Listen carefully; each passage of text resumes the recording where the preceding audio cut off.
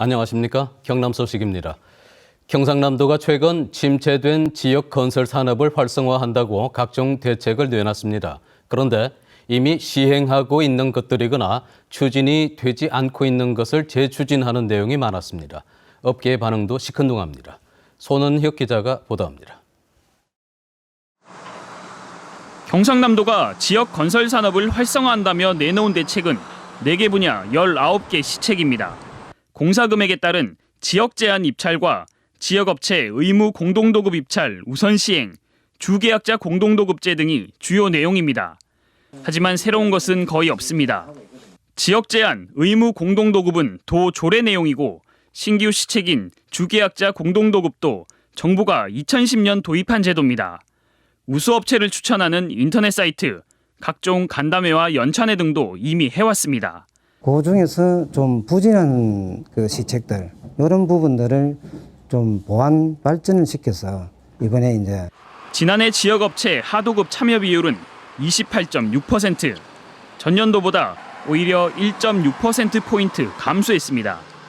지난해 경남도가 대형 공사장 17곳의 하도급 금액을 파악해보니 다른 지역 업체가 경남 업체보다 5배 이상 많았습니다. 특히 민간 부분이 더한 겁니다. 이 대형 쇼핑몰에서도 조사 당시 경남 업체 하도급은 1건에 불과하고 13건을 다른 지역 업체가 맡았습니다. 이런 데다 하도급 실태조사 계획에서도 민간 부분은 빠지면서 지역 건설업계에서는 시큰둥한 반응입니다. 일회성 조사만으로 끝날 것이 아니라 좋은 결과가 나올 수 있도록 경남도의 적극적인 의사가 필요한데 한시적으로만 끝나버리고 말았어요. 건설업체들은 겉돌고 있는 대책이 자리 잡기 위해서는 자치단체의 확고한 시행 의지가 필요하다고 지적하고 있습니다. KBS 뉴스 손원혁입니다. 수주량에서 삼성중공업이 일본 업체에 3위 자리를 내주며 세계 1, 2, 3위를 차지하던 조선 빅3의 아성이 무너졌습니다. 때맞춰 경상남도가 조선해양산업의 육성 계획을 발표했는데 호황을 전망하고 내놓은 4년 전 계획과 비슷한 게 많고 수출 목표도 구체성이 떨어진다는 지적이 나오고 있습니다. 박상현 기자가 보도합니다. 조선산업의 계속된 침체에 경상남도가 중장기 육성 계획을 내놓았습니다. 조선과 해양플랜트, 레저산업의 기반 구축과 연구 개발 등에 예산을 집중한다는 겁니다. 2030년까지 약 1조 400억 원의 사업비를 투입하는 계획입니다. 육성 계획을 점검해봤습니다. 해양플랜트 부문은 호황을 전망하고 내놓은 2012년 계획과 거의 같습니다. 융복합 기반 구축은 755억 원으로 내년까지 하기로 한 사업이지만 내년에 시작하는 사업으로 바뀌었습니다. 해양장비 지원 허브 구축, 해외 전문가 지원, 잠재기업 육성 등도 마찬가지입니다. 일부 연구개발 사업들은 특별한 이유 없이 기간만 수년에서 10년이 늘어났습니다. 우선순위에서 밀려서 이 사업이 진행이 안 된 거죠. 안 된 상태에서 다시 이거를 꼭 해야 될 사업인 것 같다. 그래서 다시 한 번 더 그 계획에 들어가 있는 거예요. 1조 원 예산 투입도 낙관할 수 없습니다. 정부 공모사업 선정과 민간 투자 등을 전제로 한 합산 금액이기 때문입니다. 4년 전 경상남도가 세운 해양 플랜트와 선박 수출 목표는 오는 2020년까지 519억 달러. 이 금액은 이번 계획에서 2030년으로 기한만 10년 늦춰졌습니다. 우리나라가 어떤 기술을 중심으로 해서 어떻게 해서 몇 %의 이제 쉐어를 가져가기 때문에 거기서 어느 정도의 우리가 수출을 할 수 있다. 이런 정도의 어떤 좀 프로세스가 있어야 되는데 또 해양 플랜트 부품에 대한 연구 개발을 하고서도 인증이나 실적이 없어 사업화가 어렵지만 이에 대한 대책도 부족한 편입니다. KBS 뉴스 박상현입니다. 창원해양경비안전서는 바다에 기름을 유출한 유류 공급업체와 현장 책임자 38살 배 모 씨를 적발했습니다. 배 씨는 지난 28일 부산시당 남컨테이너 부두에서 컨테이너선에 유류 공급 차량으로 기름을 공급하다가 윤활유 40리터가량을 바다로 유출한 혐의를 받고 있습니다. 경찰 조사 결과 차량에 연결되었던 호스가 빠지면서 기름이 새어나간 것으로 밝혀졌습니다.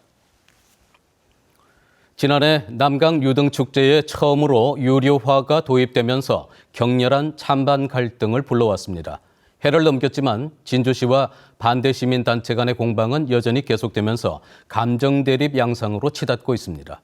김소영 기자가 보도합니다. 지난해 처음 유료화를 도입한 진주 남강 유등축제. 입장료를 10,000원으로 정한 진주시가 축제 가림막까지 설치하면서 관람객과 시민단체의 반발을 불러왔습니다. 축제 개선 방안을 찾기 위한 최근 회의에서도 유료화와 가림막 설치 방침에는 큰 변화가 없는 상황. 여기에 더해 참석 공무원들의 일부 발언이 알려지면서 갈등은 오히려 증폭되고 있습니다. 한 공무원이 가림막 반대 집회를 볼성 사나운 것이라 폄하하고 또 다른 공무원은 경찰관에게 집회 신고 때 자신의 동의를 받을 것을 요청하는 등 가림막 반대 집회를 무산시킬 방법을 논의한 겁니다. 시민단체들은 진주시가 시민 여론을 차단할 방법만 찾고 있다며 비판했습니다. 유등축제에 대한 제대로 된 평가부터 하자며 시민 설문조사를 제안했습니다. 시민들의 목소리를 듣는 데서부터 출발해야 하는데 전혀 그렇지 못하고 간이 주도하는 일방적 평가, 화려한 축제, 성공한 축제라고 자평하는. 이에 대해 진주시는 논란이 된 발언은 공무원 개인의 의견일 뿐이며 시민 여론은 공청회 등을 통해 충분히 수렴하고 있다며 반박했습니다. 시작부터 첨예한 갈등을 불러온 축제 유료화 문제가 접점을 찾지 못한 채 소모적인 공방만 낳고 있습니다. KBS 뉴스 김소영입니다.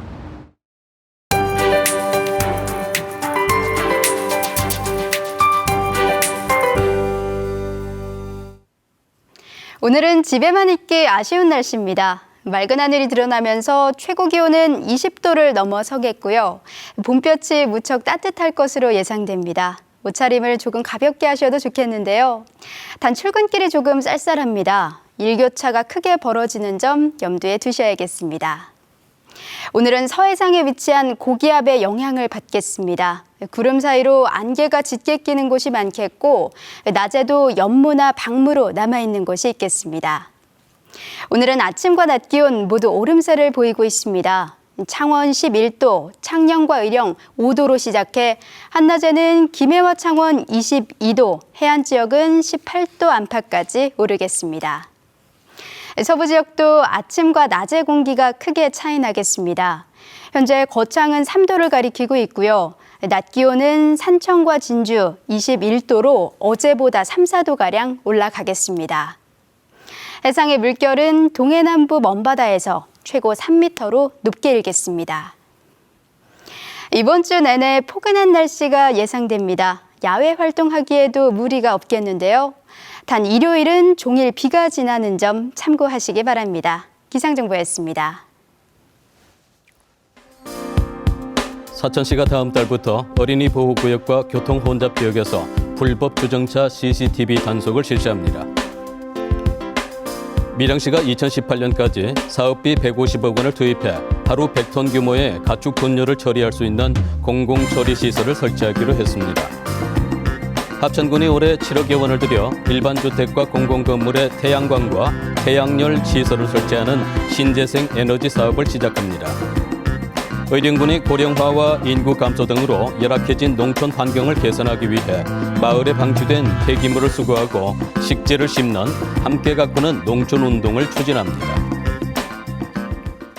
경상남도가 서민자녀 대학 입학 장학생 170명을 선정해 1인당 300만 원씩 5억 1천만 원을 처음으로 지급했습니다.